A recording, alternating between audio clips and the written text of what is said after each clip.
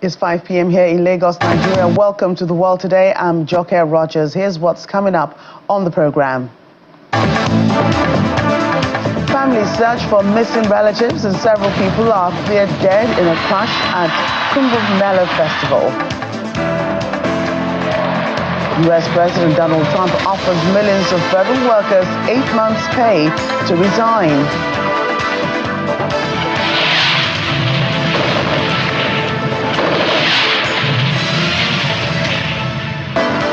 Plus, fighting rages on in Goma as M23 armed group and Rwandan soldiers take control of the eastern DR Congo city. At least 30 people have died and another 60 injured in a crash in the northern Indian state of Uttar Pradesh as thousands of worshippers flocked to immerse themselves at the sacred confluence of the Ganges and Yamuna rivers on one of the most auspicious days of the Hindu Kumbh Mela festival. Prime Minister Narendra Modi has acknowledged the deaths and gave his condolences to the victims. Survivors described being pushed into the Ganges River as they participated in the ritual bathing. Eyewitnesses also described scenes of absolute chaos at the riverbank with clothes, shoes, blankets and backpacks strewn on the ground as crowds tried to escape the stampede. Officials had predicted an attendance of up to 100 million at the bathing day at one of the world's biggest religious festivals. U.S. President Donald Trump has offered buyout packages to almost all federal employees, a major move designed to shrink and reform the U.S. government. In an email released on Tuesday, his administration told workers they had to decide by February 6 if they want to be a part of a deferred resignation program. If they agree that by that date to quit, they can work on full pay until September. The Trump administration expects up to 10% of employees to accept the offer, which equates to about 200,000 of the more than 2 million people who work for the federal government. Senior Trump officials told journalists that the buyouts could save the government up to $100 billion. The message from the U.S. Office of Personnel Management highlighted planned reforms, including a requirement that most employees work in their offices 5 days a week. Since returning to the White House last week, Mr. Trump had already declared the end of the COVID-era home working practices. Meanwhile, illegal immigrants continue to be arrested on the streets of New York as U.S. Immigration and Customs Enforcement raids on the city saw more than 20 individuals taken into custody. Footage show 2 ICE officers escorting 1 person away early on Tuesday morning. The video was shared by Secretary of the Department of Homeland Security, Krista Noem. This operation is part of a broader increase in ICE activities since President Trump took office last week. While arrests averaged 312 daily during the Biden administration, there were nearly 1,200 arrests reported on Monday, according to the agency. New York City previously maintained a sanctuary city status, limiting cooperation with the federal government in enforcing immigration laws. Last week, U.S. President Donald Trump declared that immigrants will be deported back to their countries.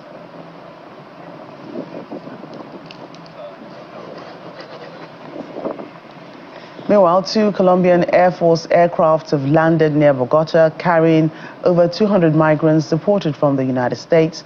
Video from the government of Colombia showed the aircraft on approach to land, touching down and taxiing, with passengers then disembarking before making their way to the terminal building where they are processed by immigration officials. Director General of Immigration Colombia, Martha Hernandez, says 210 people had arrived in good health, with none having pending criminal records. Some of the deportees reported being poorly treated or the victims of crime during their journey via Mexico to reach the U.S., as well as during the process of being deported, while other deportees expressed thanks for the comfortable treatment they had received on the repatriation flight.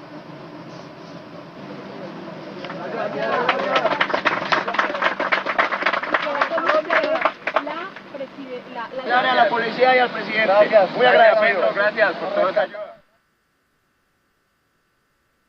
And White House Press Secretary Caroline Leavitt is warning that if Europe wants to keep itself safe, it needs to increase its defense spending. She made the comments during her first briefing of the Trump administration. Asked if the president had the same commitment to NATO as the Biden administration, or if it was the same as during his first term when he was famously a NATO skeptic. She replied somewhat cryptically, as long as NATO pays their fair share. President Trump previously warned allies to up their spending and famously said that he encouraged the likes of Russia to do whatever the hell they want to those who didn't pay up. NATO Secretary General Mark Rutte also caused outrage in Europe himself last week after suggesting that if the US continued to fund arms to Ukraine, Europeans would pay the costs.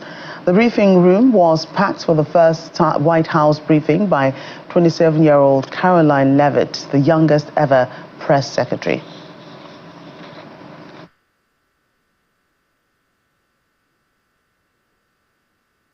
As long as NATO pays their fair share, and President Trump has called on NATO allies to increase their defense spending to 5%.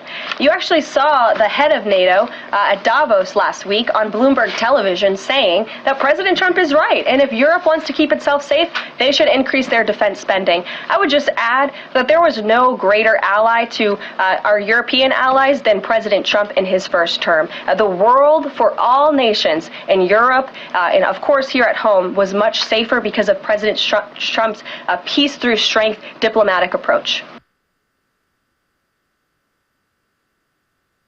Channel TV correspondent in Washington, Maria Bird, joins us now. Maria, great to see you today.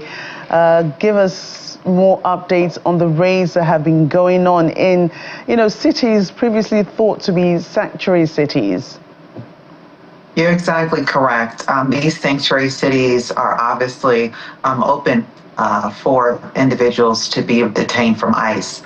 We know the federal government is impending and impeding upon some of these sanctuary cities that traditionally people feel safe. Obviously, it's clear that the local government, unless they're able to sue and go to court against the federal government's mandates, that the individuals in these sanctuary cities are subject to detainment by ICE. And so at this time, the federal government's policies, executive orders, are basically overturning what we see in some of these sanctuary cities. So it's a time where people are feeling like there is no sanctuary city. They're concerned that areas that traditionally many immigrants and migrants came to try to work through the immigration process, that they're not going to be availed that opportunity. So the real question is around those asylum seekers and individuals who have been here under previous executive orders around asylum. And so we know that many of the asylum seekers are now no longer protected and will be potentially returned back to their native home. Right, and we see, Mr. Trump talk a lot about Mexico and Colombia and other,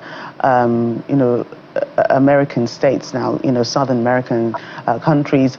But what about other nationalities? Are they equally as heavily affected by the ICE operations as these other countries that are, now really in the limelight? We're not hearing as much about that. One of the things that we do know is that typically the bordering countries, not as much with Canada, but obviously with Mexico, and obviously in the southern part of the hemisphere, specifically, as you mentioned, some areas of South America, individuals have been able to find their way from their country to Mexico, some Central American countries as well. Individuals are able to make their way. So you're really talking about that border area. So typically individuals that are coming outside of that region from other parts of the world typically have to go through a much more strenuous process to seek entry into the U.S., whether or not they're coming on some sort of a work visa, they're coming on an education visa. It's a much more traditional process. And so they're oftentimes not at risk of being deported. But individuals who come here and maybe even their initial entry into the U.S. was illegal, they are at risk. And we know that the asylum programs have been adjusted as well. So those individuals are further at risk. The question is around, individuals who sought asylum that came from Ukraine, and those individuals, what's going to happen there? We don't foresee at this time that individuals that came through some of those very special programs, and you're talking about a much smaller percentage of individuals that they are at risk of being deported. We're really looking at those who are crossing that border. That seems to be the main concern of the Trump administration.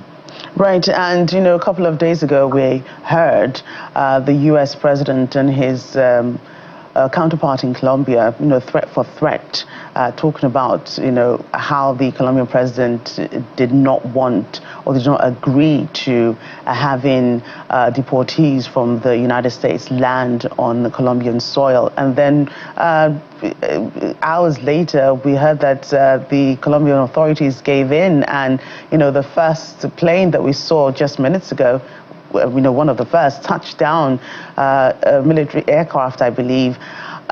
Could you help us understand what's eventually happened? We couldn't get details that day. Do you know what happened, that the Colombian government gave in so easily to an equal threat by the U.S. president? Tariffs is a big word that has obviously spread all across the world as it relates to the United States. I think that the president has been very clear that those who are not willing to play in which the Trump administration is interested in operating and conducting business could receive great business and economic impact as the trade relations between that country and the United States. I think that's one of the things that we probably didn't hear much about, but obviously was part of the conversation. The other piece is, as you heard the press secretary state, that President Trump has always stated that peace through strength. And so the strength and kind of his nature, what he believes, showing this strong sense of authority and really focusing in on the strength of the United States, potentially that is another area that he refused to give in. And so Colombia saw what was happening. We also don't exactly know some of the other agreements that were made as it relates to the number of individuals that could potentially be deported, how they were going to be handled with the deportation that could have, at some area, allowed the Colombian government to state that they would then compromise and obviously go forth with what the president was asking for. So I think there's a lot of pieces to that. But the greatest issue that obviously the entire globe is understanding that this administration is very clearly focused on is America first, and really how that impacts trade relations and potential tariffs that could be imposed upon those countries as it relates to their business with the United States. Right, and to other internal issues, help us understand what President Trump wants to achieve by giving federal workers 8 months of pay just for them to resign. Well, we know, number one, there, if the individuals were forced to resign in, let's say, 30 days, you have a major potential issue with unemployment in the United States. That obviously would not put us in a great economic state. That would obviously impact many communities, many families. And so that's the first and foremost that he, I think, has been obviously advised to make sure that that is not the case. In the United States, we have individuals might work a little bit longer in the government sector. So there are options sometimes for early retirement, which allows individuals to take their retirement packages, no longer work at that agency and go off and either take other careers or decide to live off of their retirement for the remainder of their life. And so I think that's when you talk about the 2,000 individuals, potentially a large percentage of those individuals could be up for retirement. And so there's been a request that agency heads find early retirement packages. And as you further stated, those who are willing to leave, they're being given 8 months, which means they're being given the time to be able to secure other employment, seek other opportunities to secure employment. We knew from the beginning of this administration that efficiency, he even has designed and created an agency for efficiency to cut back on what he believes is government waste. And so these positions have obviously been identified as ones that are not necessary for his administration to carry out the business of running the government.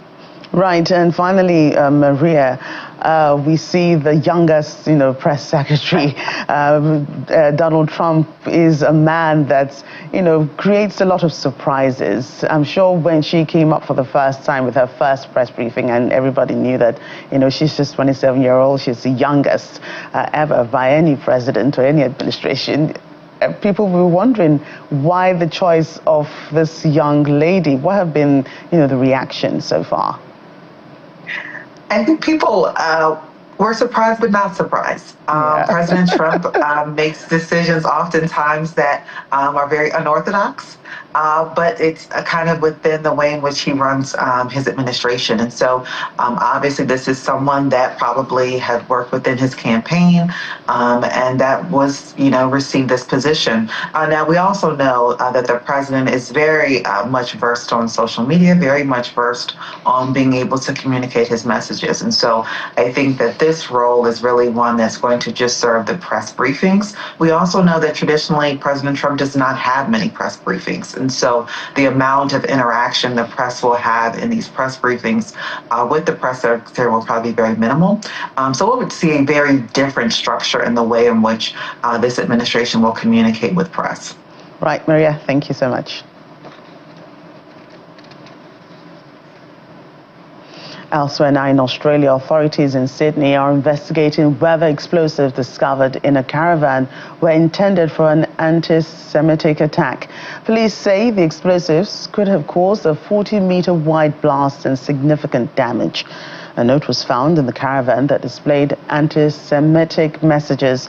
New South Wales Police Deputy Commissioner David Hudson told a news conference that the caravan was discovered on January 19 in Dural, a suburb of northwest Sydney. The investigation became public on Wednesday after details of it were leaked to the media.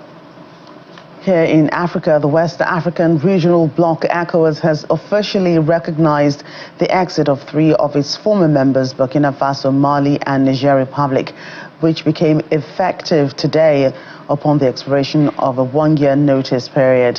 However, in the spirit of regional solidarity, the Economic Community of West African States is asking its member countries to still recognize the national passports of the exiting countries bearing the ECOWAS logo until further notice.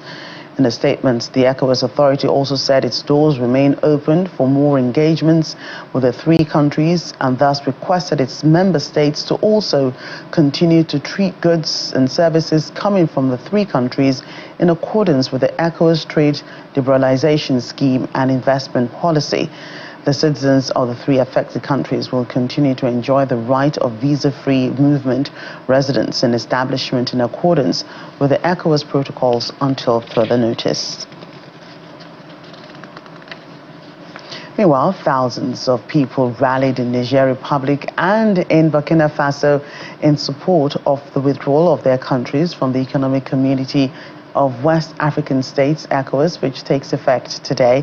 Mali, Niger and Burkina Faso formally notified ECOWAS of their plan for an immediate withdrawal in January 2024, citing the organization's excessive dependence on France in particular. Speaking on the implications of the exit of the 3 countries on our breakfast program, The Morning Brief, Nigeria's former ambassador to Switzerland and permanent representative to the United Nations, Ambassador Joseph Ayalogo, says these countries are still part of the sub-regions and cannot leave physically, as the things that determine the past relationship and why they become part of ECOWAS still remain.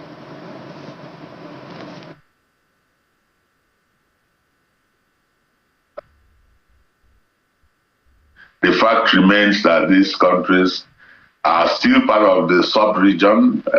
That you say you are living doesn't mean you of course, you cannot live physically. So all the things that determined the relationship in the past and why they all became part of ECOWAS are still there. There are still interactions, trade,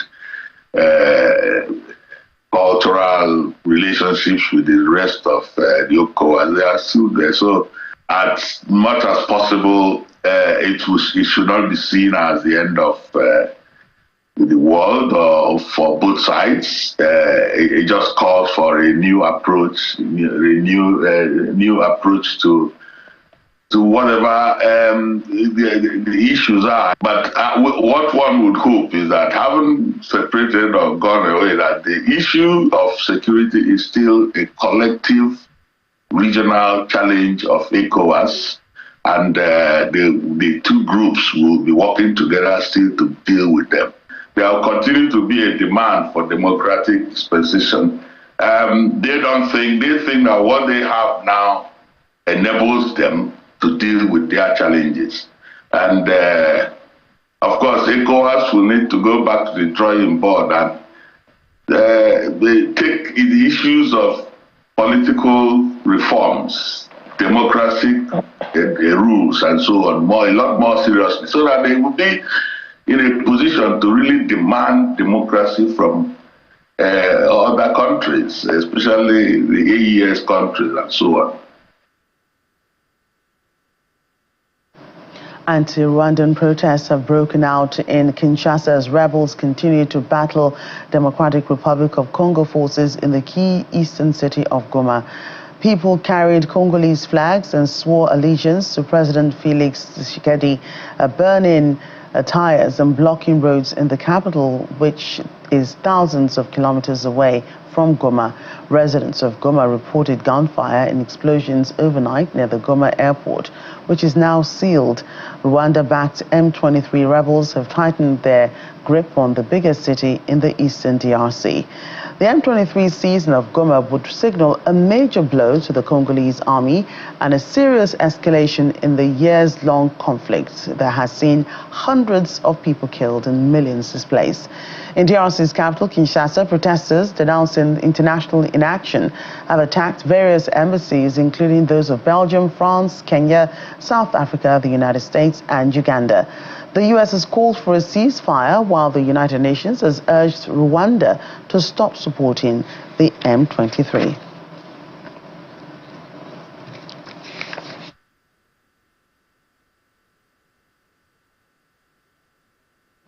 Welcome back. The 2025 World Economic Forum in Davos, Switzerland, allowed Nigeria to build collaborations with world leaders and business investors, among others. Nigeria's Vice President Kashim Shettima, who led the country's team to Davos, told the global community that the country is ready to do business with serious-minded countries as he sought for partnerships in advancing the African Continental Free Trade Area. Our State House correspondent, Empress Simon, was on the trip with the Vice President, and it brings us some of the major engagements from the event.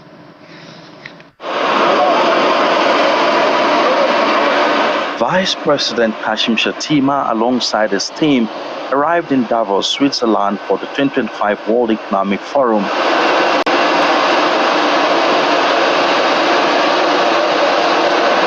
The week-long annual event brought together global leaders, business executives, and development partners to address pressing global and national economic challenges, as well as to identify strategies for sustainable growth.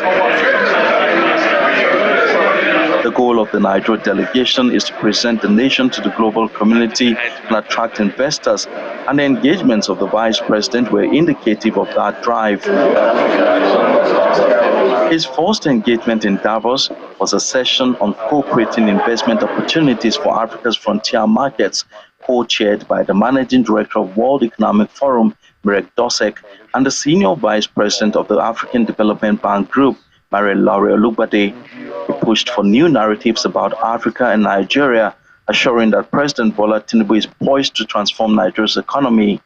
My boss, President Bola Ahmed Tinubu, is a disruptive leader. He's a revolutionary leader. And most importantly, he grew up from the business ecosystem to the financial controller for Mobil.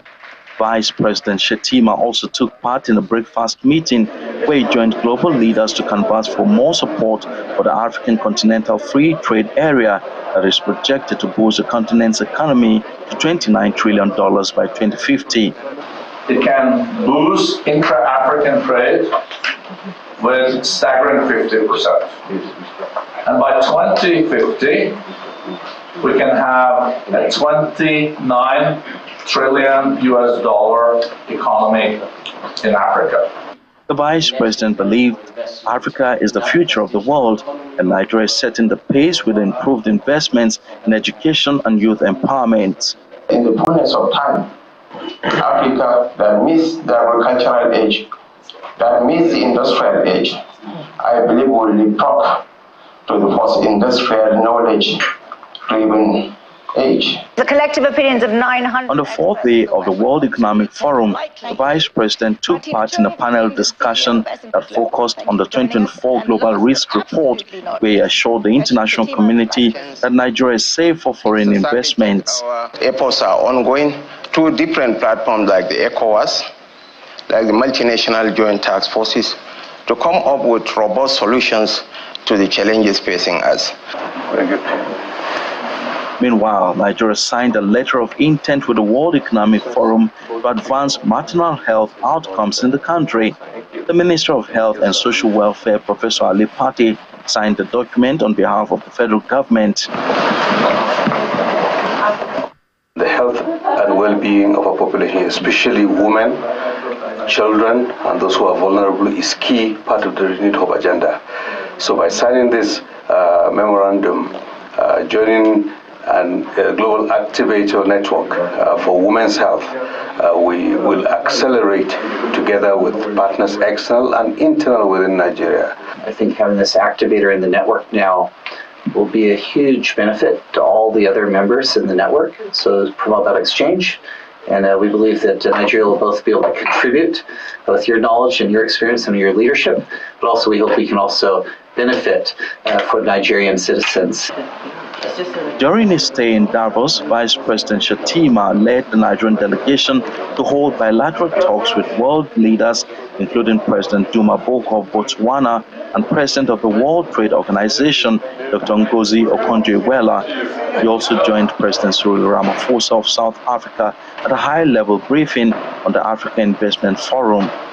Emperor Simon, Channels Television News. The Chinese Year of the Snake is here, and millions across Asia and the world are welcoming it with family, friends, prayers, and a lot of food. The Lunar New Year, which coincides with the first new moon of the lunar calendar, is a 15-day festival that falls between January 29 and February 4. Chinese communities in China and everywhere largely consider it to be the most important festival of the year. It's also celebrated in a big way in the Koreas, Vietnam, Thailand, and other parts of Asia. The first 2 days of the new year is when families and friends gather for a feast, gifts in tow, and cash-filled red envelopes are a common sight. The Chinese New Year, or the Lunar Year, is a major celebration in many Asian countries and their diasporas around the globe. Chinese New Year, also referred to as the Spring Festival, is roughly a 2-week-long celebration marking the first day of the Chinese calendar year, which lands on Wednesday this year. Tourists are flocking to Hong Kong to see hundreds of giant panda sculptures featuring festive Lunar Year designs at the city's largest panda-themed exhibition. Tourists explore the Panda Go, that's the Go Fest HK exhibition, taking place next to a sea of panda sculptures dressed in traditional Chinese New Year clothing.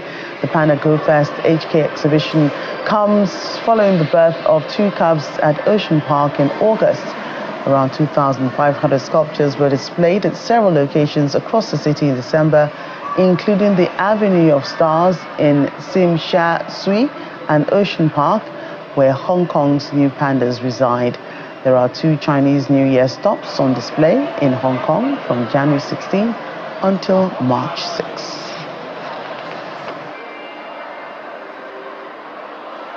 And we end in South Korea. We joined the 31st Daegwal Snow Festival. It's transforming the Songcheon area of Pyeongchang County into a winter wonderland until February 2nd. Over the years, the festival has gained prestigious recognition, including being named one of the top 10 festivals by the Ministry of Culture and Tourism and serving as an official cultural event during the 1999 Asian Winter Games.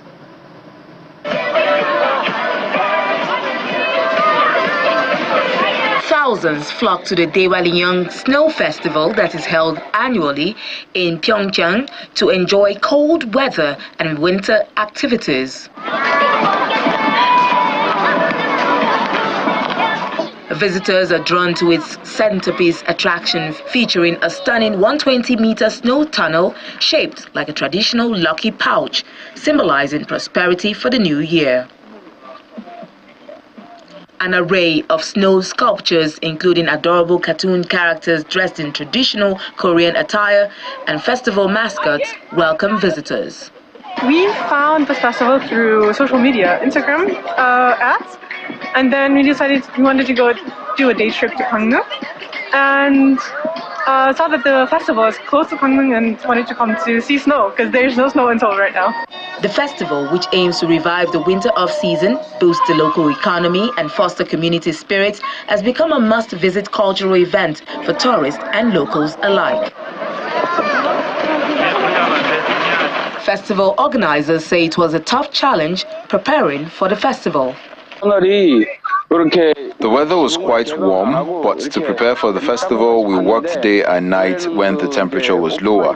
It was definitely a tough challenge. The snow channel used to be constructed with a roof, creating a tunnel-like structure, but this time it's made without a roof, resembling the snow walls found in Sapporo, Japan. The snow walls are stacked to a height of about 7 meters. The festival also features distinctive culinary experiences, including an ice cafe where guests can sit on ice chairs while enjoying hot beverages and ice sculpture displays. There are other unique offerings like a snowman building plaza and an innovative ice tag game. Visitors can also enjoy traditional winter sports and activities such as snow sledding, ice slides, ice coiling, slide bowling, and top spinning. Indoor venues offer winter comfort foods such as ramyeon, fish cakes, noodle soup, and tteokbokki. The festival runs from January 24 till February the 2nd.